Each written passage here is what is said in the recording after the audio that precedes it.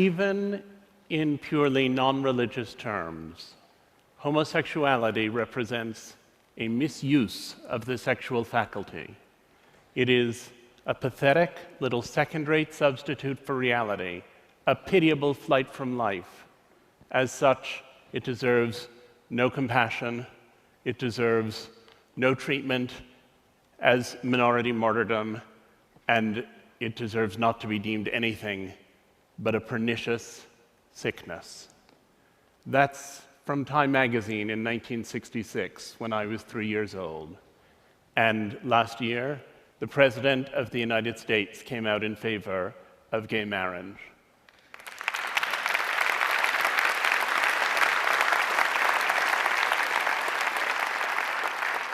And my question is, how did we get from there to here? How did an illness become an identity? When I was perhaps 6 years old, I went to a shoe store with my mother and my brother, and at the end of buying our shoes, the salesman said to us that we could each have a balloon to take home. My brother wanted a red balloon, and I wanted a pink balloon. My mother said that she thought I'd really rather have a blue balloon, but I said that I definitely wanted the pink one, and she reminded me that my favorite color was blue. The fact that my favorite color now is blue, but I'm still gay,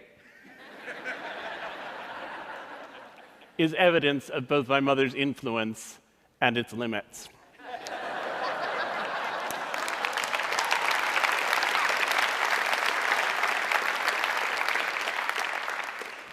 When I was little, my mother used to say, "The love you have for your children is like no other feeling in the world. And until you have children, you don't know what it's like." And when I was little, I took it as the greatest compliment in the world that she would say that about parenting my brother and me.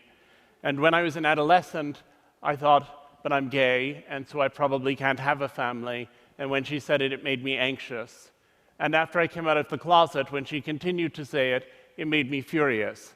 I said, "I'm gay, that's not the direction that I'm headed in, and I want you to stop saying that." About 20 years ago, I was asked by my editors at the New York Times Magazine to write a piece about deaf culture. And I was rather taken aback. I had thought of deafness entirely as an illness. Those poor people, they couldn't hear, they lacked hearing, and what could we do for them? And then I went out into the deaf world. I went to deaf clubs. I saw performances of deaf theater and of deaf poetry. I even went to the Miss Deaf America contest in Nashville, Tennessee, where people complained about that slurry Southern signing. And as I plunged deeper and deeper into the deaf world, I became convinced that deafness was a culture, and that the people in the deaf world who said we don't lack hearing, we have membership in a culture, were saying something that was viable. It wasn't my culture, and I didn't particularly want to rush off and join it, but I appreciated that it was a culture, and that for the people who were members of it, it felt as valuable as Latino culture, or gay culture, or Jewish culture. It felt as valid, perhaps even, as American culture. Then a friend of mine had a daughter who was a dwarf. And when her daughter was born, she suddenly found herself confronting questions that now began to seem quite resonant to me. She was facing the question of what to do with this child. Should she say, "You're just like everyone else, but a little bit shorter"? Or should she try to construct some kind of dwarf identity, get involved in the little people of America, become aware of what was happening for dwarfs? And I suddenly thought, most deaf children are born to hearing parents. Those hearing parents tend to try to cure them. Those deaf people discover community somehow in adolescence. Most gay people are born to straight parents. Those straight parents often want them to function in what they think of as the mainstream world, and those gay people have to discover identity later on. And here was this friend of mine looking at these questions of identity with her dwarf daughter, and I thought, there it is again, a family that perceives itself to be normal with a child who seems to be extraordinary. And I hatched the idea that there are really two kinds of identity. There are vertical identities which are passed down generationally from parent to child. Those are things like ethnicity, frequently nationality, language, often religion. Those are things you have in common with your parents and with your children. And while some of them can be difficult, there's no attempt to cure them. You could argue that it's harder in the United States, our current presidency notwithstanding, to be a person of color. And yet, we have nobody who is trying to ensure that the next generation of children born to African Americans and Asians come out with creamy skin and yellow hair. There are these other identities which you have to learn from a peer group, and I called them horizontal identities because the peer group is the horizontal experience. These are identities that are alien to your parents and that you have to discover when you get to see them in peers. And those identities, those horizontal identities, people have almost always tried to cure. And I wanted to look at what the process is through which people who have those identities come to a good relationship with them. And it seemed to me that there were 3 levels of acceptance that needed to take place. There's self-acceptance, there's family acceptance, and there's social acceptance. And they don't always coincide. And a lot of the time, people who have these conditions are very angry because they feel as though their parents don't love them, when what actually has happened is that their parents don't accept them. Love is something that ideally is there unconditionally throughout the relationship between a parent and a child. But acceptance is something that takes time. It always takes time. One of the dwarfs I got to know was a guy named Clinton Brown. When he was born, he was diagnosed with diastrophic dwarfism, a very disabling condition. And his parents were told that he would never walk, he would never talk, he would have no intellectual capacity, and he would probably not even recognize them. And it was suggested to them that they leave him at the hospital so that he could die there quietly. And his mother said she wasn't going to do it, and she took her son home, and even though she didn't have a lot of educational or financial advantages, she found the best doctor in the country for dealing with diastrophic dwarfism, and she got Clinton enrolled with him, and in the course of his childhood, he had 30 major surgical procedures. And he spent all this time stuck in the hospital while he was having those procedures, as a result of which he now can walk. And while he was there, they sent tutors around to help him with his schoolwork, and he worked very hard because there was nothing else to do. And he ended up achieving at a level that had never before been contemplated by any member of his family. He was the first one in his family, in fact, to go to college, where he lived on campus and drove a specially fitted car that accommodated his unusual body. And his mother told me the story of coming home one day, and he went to college nearby, and she said, and I saw that car, which you can always recognize, in the parking lot of a bar, she said. And I thought to myself, they're 6 feet tall, he's 3 feet tall, 2 beers for them is 4 beers for him. She said, I knew I couldn't go in there and interrupt him, but I went home and I left him 8 messages on his cell phone. She said, and then I thought, if someone had said to me when he was born that my future worry would be that he'd go drinking and driving with his college buddies,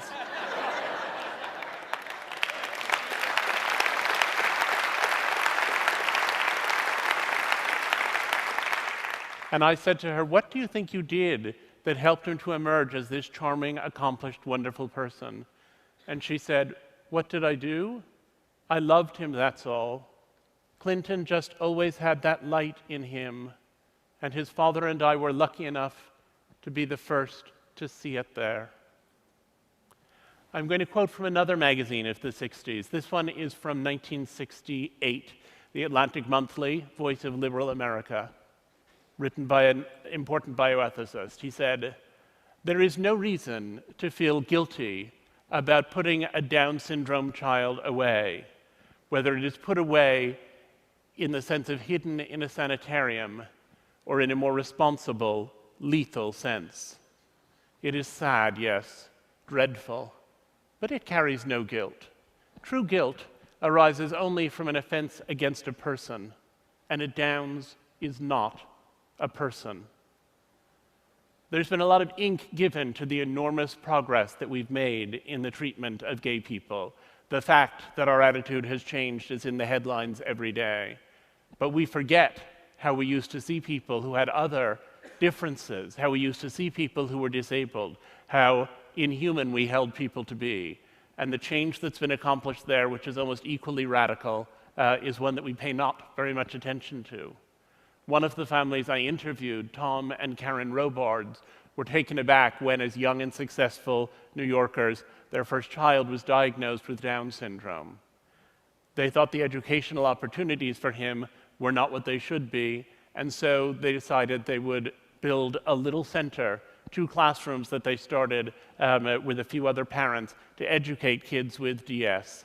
And over the years, that center grew into something called the Cook Center, where there are now thousands upon thousands of children with intellectual disabilities who are being taught.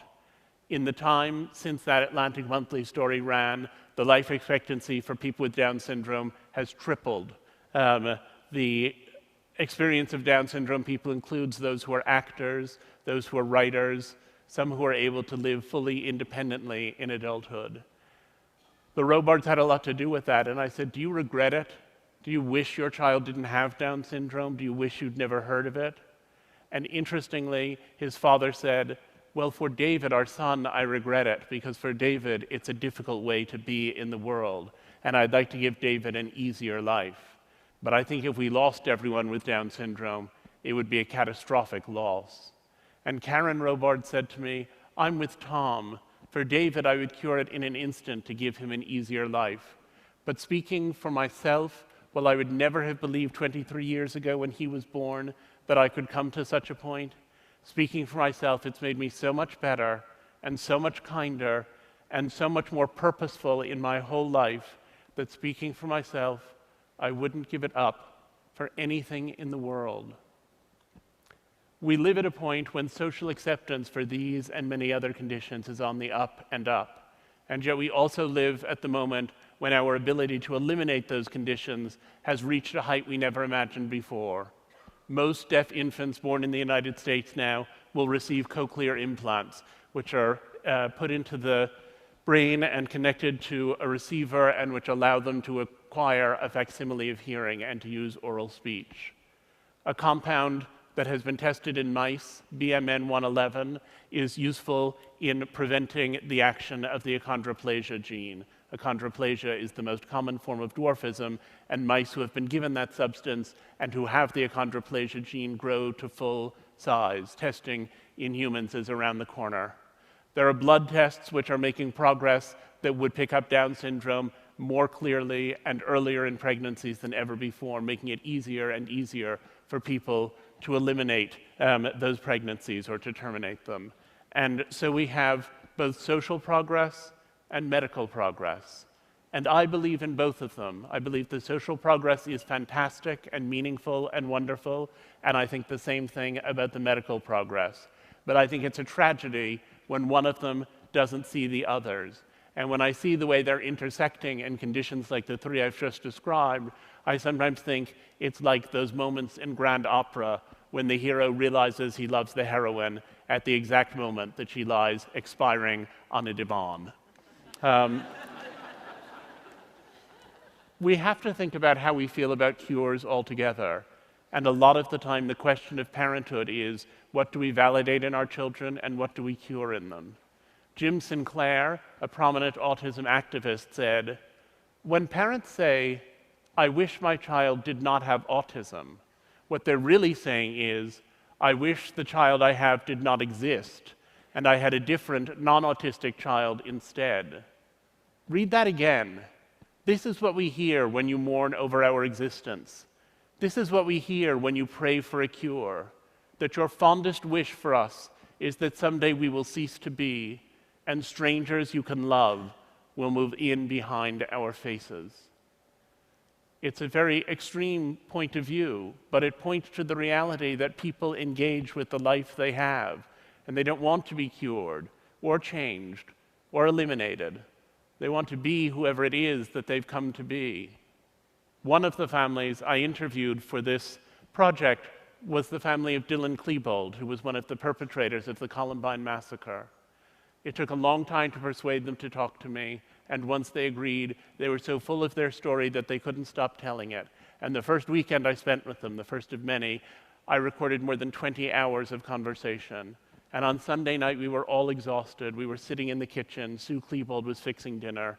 And I said, if Dylan were here now, do you have a sense of what you'd want to ask him? And his father said, I sure do. I'd want to ask him what the hell he thought he was doing. And Sue looked at the floor, and she thought for a minute. And then she looked back up and said, I would ask him to forgive me for being his mother and never knowing what was going on inside his head. When I had dinner with her a couple of years later, one of many dinners that we had together, she said, you know, when it first happened, I used to wish that I had never married, that I had never had children. If I hadn't gone to Ohio State and crossed paths with Tom, this child wouldn't have existed and this terrible thing wouldn't have happened. But I've come to feel that I love the children I had so much that I don't want to imagine a life without them. I recognize the pain they cause to others, for which there can be no forgiveness, but the pain they cause to me, there is, she said. So while I recognize that it would have been better for the world if Dylan had never been born, I've decided that it would not have been better for me. I thought it was surprising how all of these families had all of these children with all of these problems that they mostly would have done anything to avoid, and that they had all found so much meaning in that experience of parenting. And then I thought, all of us who have children love the children we have with their flaws.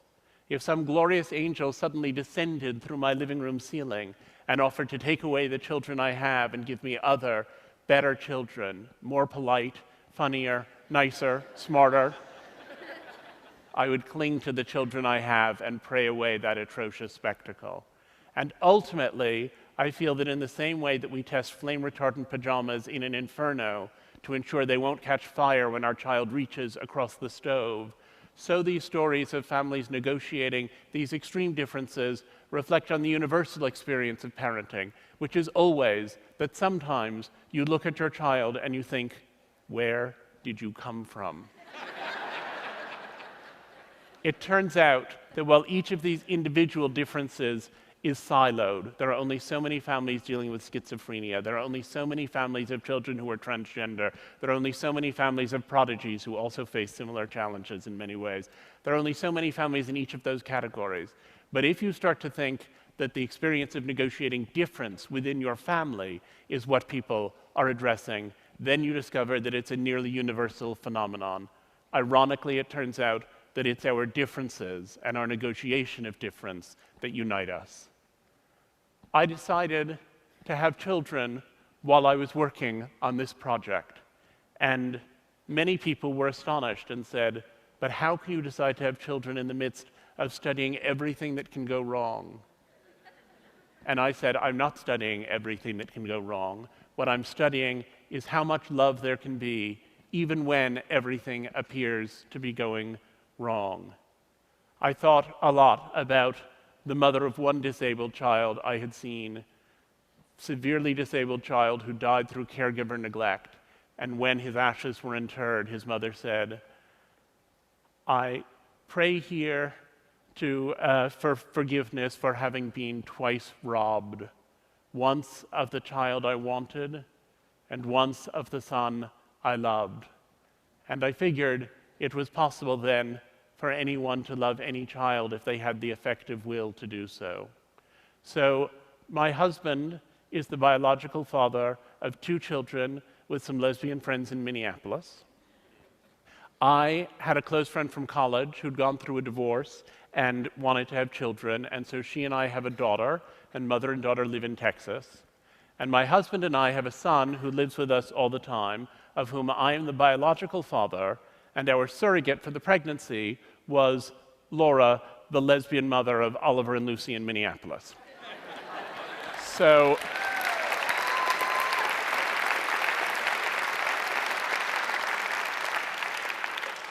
the shorthand is 5 parents of 4 children in 3 states. And there are people who think that the existence of my family somehow undermines or weakens or damages their family. And there are people who think that families like mine shouldn't be allowed to exist. And I don't accept subtractive models of love, only additive ones.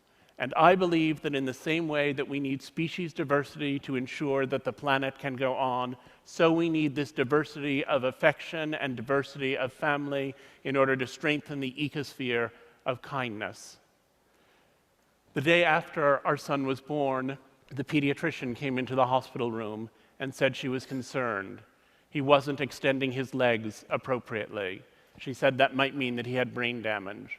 Insofar as he was extending them, he was doing so asymmetrically, which he thought could mean that there was a tumor of some kind in action. And he had a very large head, which he thought might indicate hydrocephalus. And as she told me all of these things, I felt the very center of my being pouring out onto the floor. And I thought, here I had been working for years on a book about how much meaning people had found in the experience of parenting children who were disabled, and I didn't want to join their number, because what I was encountering was an idea of illness, and like all parents since the dawn of time, I wanted to protect my child from illness, and I wanted also to protect myself from illness. And yet I knew from the work I had done that if he had any of the things we were about to start testing for, that those would ultimately be his identity, and if they were his identity, they would become my identity, that illness was going to take a very different shape as it unfolded. We took him to the MRI machine, we took him to the CAT scanner, we took this day-old child and gave him over for an arterial blood draw. We felt helpless, and at the end of 5 hours, they said that his brain was completely clear and that he was by then extending his legs correctly. And when I asked the pediatrician what had been going on, she said she thought in the morning he had probably had a cramp. But I thought how my mother was right. I thought, the love you have for your children is unlike any other feeling in the world. And until you have children, you don't know what it feels like. I think children had ensnared me the moment I connected fatherhood with loss. But I'm not sure I would have noticed that if I hadn't been so in the thick of this research project of mine. I had encountered so much strange love, and I fell very naturally into its bewitching patterns. And I saw how splendor can illuminate even the most abject vulnerabilities. During these 10 years, I had witnessed and learned the terrifying joy of unbearable responsibility, and I had come to see how it conquers everything else.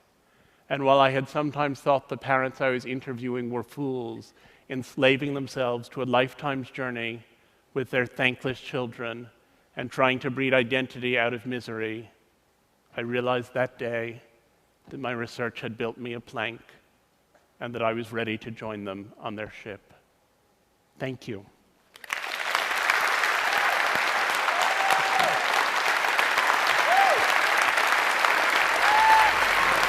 Thank you.